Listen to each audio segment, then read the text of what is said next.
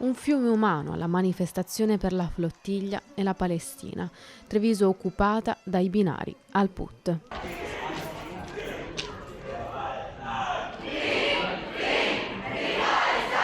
La città per una mattinata, pur senza troppi disagi, rimane sospesa. A percorrerla 5.000 persone, tra loro anche un ottantenne, nipote del patriota mestrino Erminio Ferretto. Lei è qui oggi per... manifestare. Lei ha vissuto la seconda guerra mondiale. Certo, se me la ricordo. Con quale stato d'animo è qui oggi? Sono commossa, molto commossa, perché è giusto per la Palestina, cari.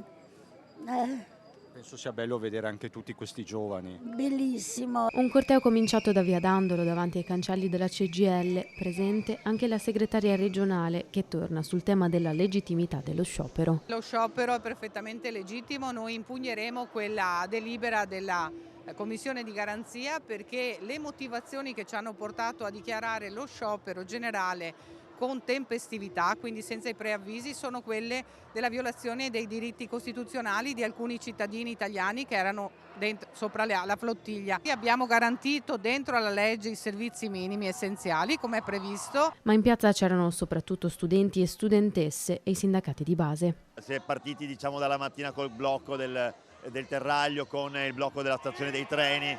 È la dimostrazione del fatto che tantissima gente ha voglia di mettere il proprio corpo a disposizione, che comunque la lotta per la Palestina non è più una lotta di una parte, ma è una lotta di tutti e di tutte le persone. Corteo che ha percorso il cavalcavia della stazione, proseguendo poi per via Roma e Corso del Popolo. Al passaggio della folla al Duomo sono risuonate anche le campane. Manifestazione preavvisata dalla CGIL che si è conclusa in piazza Borsa, mentre gli altri attivisti, insieme agli studenti, circa 2500, hanno continuato il loro percorso uscendo dall'itinerario previsto e bloccando per 10 minuti il put, attraversando viale Montegrappa e giungendo infine alla sede del centro sociale. Il blocco dei binari 1 e 2 è avvenuto su iniziativa degli studenti e delle reti a loro collegate. La polizia intanto fa sapere che per questo e lo stop al traffico saranno adottati dei provvedimenti amministrativi. Un corteo comunque pacifico in cui non si sono verificate tensioni o episodi di violenza. Come classe abbiamo deciso di prendere parte quasi tutti allo sciopero di oggi perché appunto crediamo nella causa e si sono uniti a noi anche alcuni professori. È bellissimo vedere tutti questi ragazzi che stanno insieme per la pace, per i diritti,